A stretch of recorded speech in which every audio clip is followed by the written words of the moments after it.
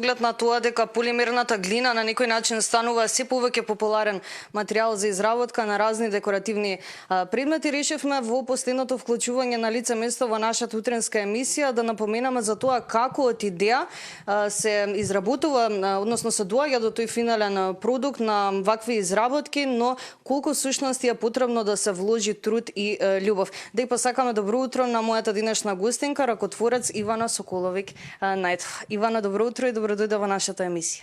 Добро утро, Марија, и добро дојдовте во мојот дом и благодарам за можноста. Ова го работите околу 5 години. Како дојде до самата идеја? Како добивте инспирација да изработувате вакви уникатни предмети?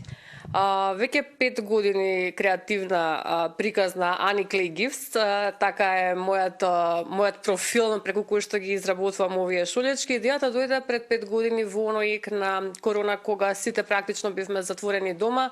Долго време ги гледав идеите по странските сајтови, како се изработуваат, меѓутоа беше проблем да се дојде до моментот на набавка на полимерната глина, бидејќи во Македонија не е толку присутна и на 1 до 2 места може да се набави полимерната глина.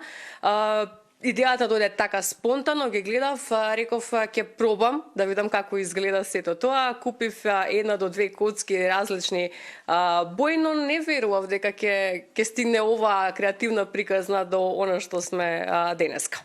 Бидејќи напомена дека овој материјал е тешко да се набави во Македонија, дали тоа значи дека и ретко може да се најдат ракотворци кои што изработуваат предмети од ваков тип?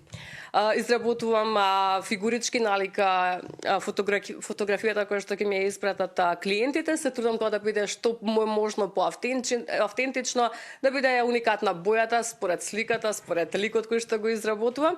Во зависност од тоа што се работи, од прилика некаде 3 дена до 4, во зависност би реков од тоа што се изработува, трае целосниот процес, моделирањето на глината, лепење, печење, тоа е цел процес и на крај спакувано во украсна кутивка. Дали може при самиот процес на таа изработка да се случи некоја грешка? Односно, како се поправа таа грешка? Па се поправа со, ја би рекла, уништување на све што сум направила, бидејќи, да, мора од почеток, барем јас сум таква, ако нешто не ми се допаѓа, почнувам од почеток, не е лесно, ете сега, баш во овој контекст, пред 2 дена завршив еден многу тежок проект за мене. Имав нарачка да се изработи сиамска мачка, нешто што ми беше огромен предизвик.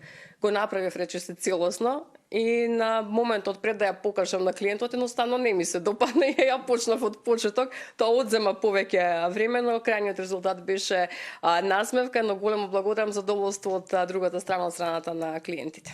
Што најмногу сакаат нашите сограѓани? Дали можеби ета нешто за нивните миленици како сиамската мачка, дали можеби најмногу се нарачува за некои празници како меѓународниот ден на жената, новогодишните празници? Да, во зависност тоа е од периоди, особено најголемата потрошувачка или најголемото барање за моите изработки околу Нова година.